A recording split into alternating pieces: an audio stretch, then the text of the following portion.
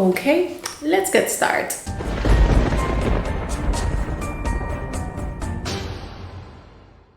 Hey horror freaks, welcome back to my channel. My name is Amanda. If this is the first time here, don't forget to subscribe and hit the bell icon so you can get notification every single time that I post a video, and I post every single week. As you can see in the title on today's video, I'm going to be giving you my full review with spoilers of the first 2 episodes of American Horror Story Season 10 Double Feature. Now, in case that you're not familiar with it, American Horror Story Season 10 Double Feature is going to be a 2-part stories, just like Roanoke. If one is not precisely is the same story but divided by 2, but on this case it's going to be 2 different stories, one by sand and one by the sea. I love to say that. Now, yesterday were released the first 2 episodes on FX, and it's supposed to be released today on FX on Hulu. If you have the streaming service, you're going to be able to watch them in case that you don't have cable. Now, the 2 episodes, they have 60 minutes long each, so they're quite long, but they don't really feel like it. That's the first thing I want to say. But before I continue, all my reviews are with spoilers, but if you don't want the spoilers but only to see if it's worth watching or not, description box down below, you're going to find my spoiler-free review, because I like to give you guys the 2 options.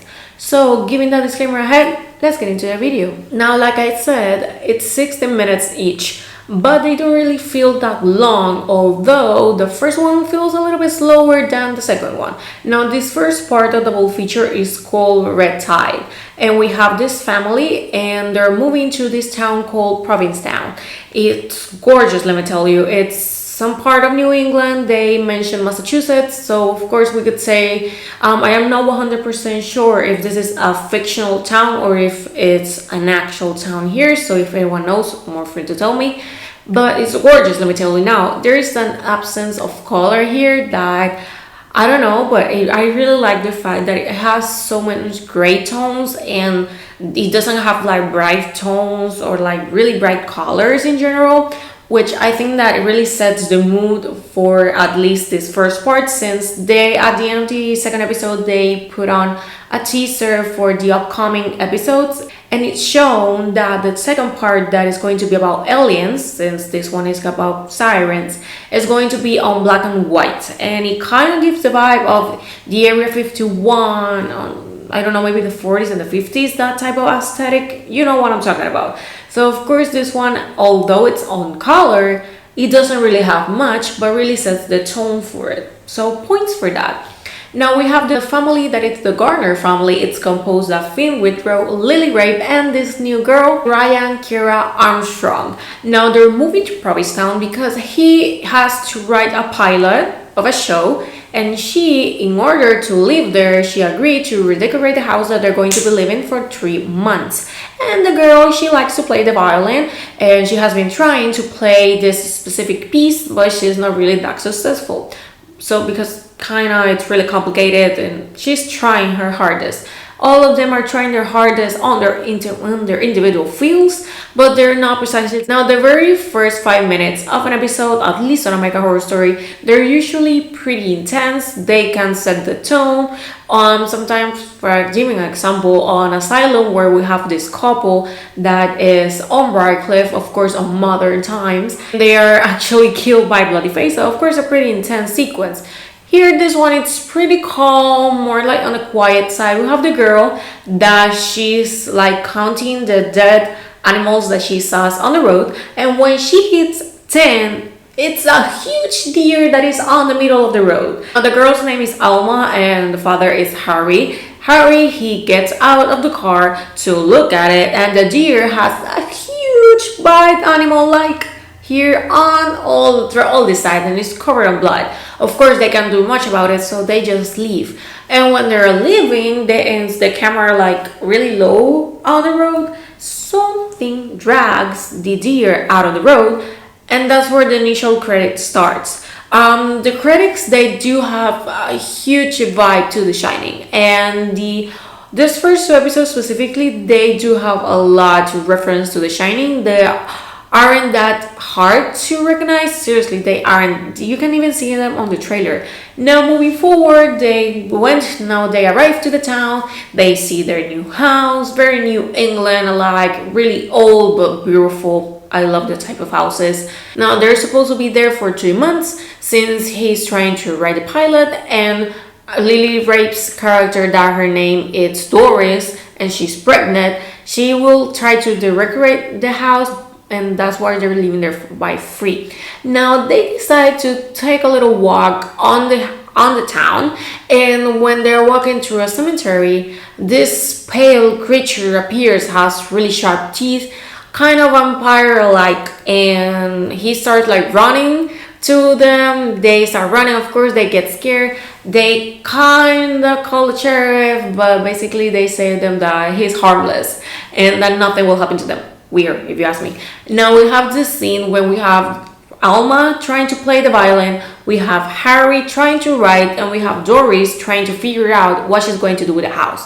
And while all of this happen, it's all happening simultaneously. We have a fox that it's on the beach, and we have the violin sound as the background noise. Pretty creepy, but really good sequence. And the fox, it's killed by something. They don't really show much, but it's killed. Now Harry is kind of frustrated because he's not able to write. It looks so similar to Jack Torrance, and he's not being able on his writing, you know what I'm saying? So he decides to drink. He kind of has some alcohol problem here, and he decides to drink a little bit. And the next day, when he's trying to jog to take away all the alcohol, you know what I'm saying, he finds two alike, to the pale person that was following his wife and daughter, laying dead on the beach, two of them, and they both have like throat light bites on their here, just like animals. Like something is happening here, and they soon realize that actually a massacre has occurred here. That type of things can happen there, so of course they're kind of contemplating move. Like they're not that comfortable on their town. Now by night he has a reservation to go out with his wife, but she's not feeling well. Like I said, she's pregnant, so he decides to go on his own to this bar. And this is when we have the introduction of Macaulay Culkin's character, that he's kind of the gay on the bar, and he's trying to flirt with Harry, but of course unsuccessful. And then we have the introduction of Evan Peters and Frances Conroy characters, and they're singing, I wouldn't say karaoke specifically, but they're singing on the bar. And they bought a drink to Harry, and they meet and they start talking. And Evan Peters is also a writer, and he's kind of telling him that he can help him with his problem with writing, but of course Harry declines. Now these are very mysterious people. We have actually, before all of this, the introduction of Sarah Paulson's character, that is actually tuberculosis Karen. She looks so different. This is why I didn't recognize her on the trailer. I have to watch it a few times to recognize her. She looks so damn different here, and this type of character, it's kind of different to what we are kind of used to see her on American Horror Story. It looks more like the part that she played in Hotel rather than on other seasons. Now she's basically telling him that he needs to leave the town before he gets eaten, kind of, but when not literally he should. No. And of course she's kind of treated as the crazy person of the town. Now the Evan Peters and Frances Conroy characters, they have something in particular, and that they drink blood. Now we have Macaulay Culkin talking with Frances Conroy, and he's like, don't do this because the last time you almost killed me. And she's like, no, of course I'm not gonna kill you. And she proceeds to start biting his arm. And then we have Sarah Paulson's character, tuberculosis Karen, giving them a baby on their house. She leaves, and who knows? Well, we kind of know, well, they want a baby, but where did she precisely found them? No idea. Now, like I said, the very first episode, nothing much to see. It's not that boom. It's more calm. It's more the introduction is quite slow, but it's not boring at all. So maybe slow, but not boring. Now the second episode is way more intense. Now, by the end of the episode, Evan Peters' character gave to Harry a black pill that is supposed to help him take out all his creativity and make him a good writer. He takes the pill. Now, the second episode, that it's called Pale, it basically starts with him frenetically writing.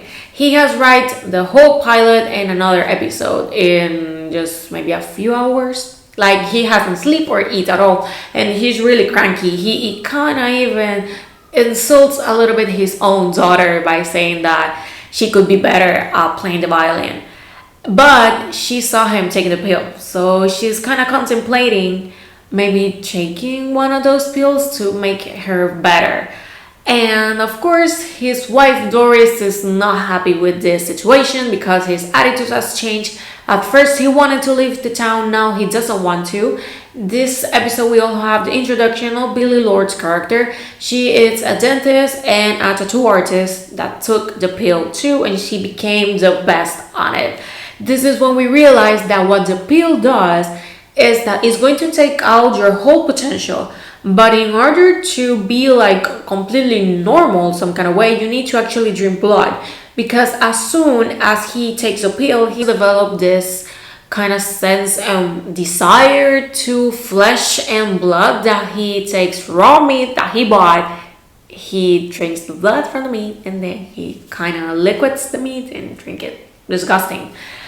And basically that's what the pill does, but you need to continue doing that, because if not, you're going to become just like the vampire-alike creatures. Now, it's a really weird town if you ask me. Now, Doris, on the other hand, she's kind of developing to the flesh thing, but she hasn't taken the pill. So maybe there's something out there on the town too that is making her that she wants to maybe eat something more fresh and something not cooked. Now, Alma, on the other side, she takes the pill. She takes the pill, but she effortlessly, she plays the piece that she wanted on her violin without any problem. But of course, her attitude also changes. Could be the side effect of the pill. And basically, the last minutes of the episode, it's Doris looking for Alma, and she finds her on the cemetery. She's eating, we could say it's a squirrel.